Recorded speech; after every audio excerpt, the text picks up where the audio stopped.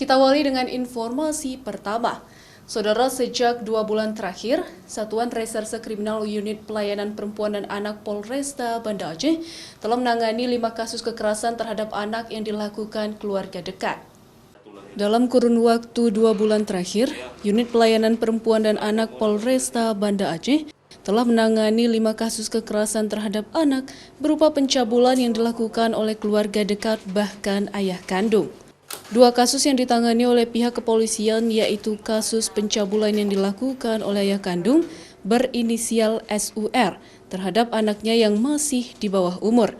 Serta 1 kasus lagi terkait pencabulan yang dilakukan ayah tiri berinisial MUS kepada kedua anaknya.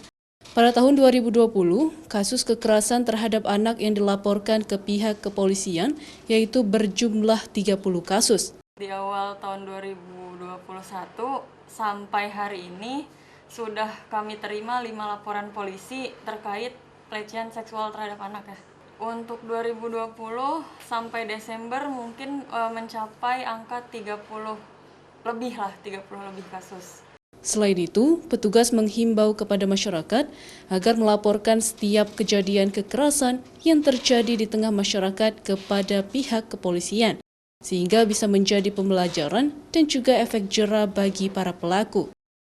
Syahril, Kompas TV, Banda Aceh.